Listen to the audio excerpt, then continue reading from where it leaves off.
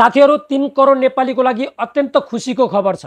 धरानका mayor Harka साम्पाङले पनि नयाँ party खोल्ने भएका छन्।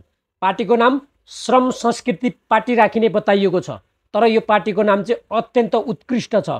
मेयर हर्क साम्पाङज्यू निर्वाचन आयोगमा दल दर्ताको लागि हर्क साम्पाङले निवेदन दिएको भन्ने समाचार बाहिरिएको छ। यो सँगै फागुन 21 गते हुने निर्वाचनमा हर्क साम्पाङको दलले पनि भाग लिनेछ, सहभागी जनाउनेछ।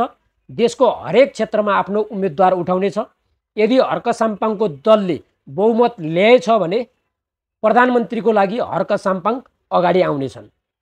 बालेन शाहको चर्चा थियो, तर बालेन शाह आफ्नै बुद्धिले गर्दा अहिले विवादमा तानिएका छन्। बालेन शाहलाई आऊ प्रधानमन्त्री बन भन्दा पनि आएनन्। हुन त बालेन शाहसँग आँट थिएन, त्यो क्षमता थिएन, त्यो साहस थिएन।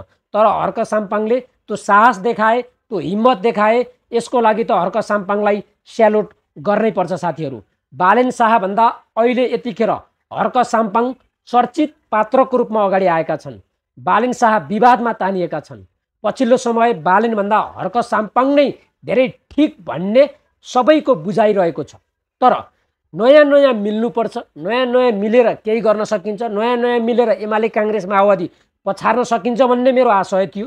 तर त्यो हुन सकेन। ठिकै छ, दल दर्ता गर्नुस्, शुभकामना छ। राम्रो काम गर्नुस्, शुभकामना छ। प्रत्यक्ष निर्वाचित कार्यकारी प्रणालीमा लैजानुस्, शुभकामना छ। भ्रष्टाचारी र बलात्कारीलाई फाँसीको व्यवस्था गर्ने गरी अगाडि बढ्नुस्, मेरो पनि शुभकामना छ।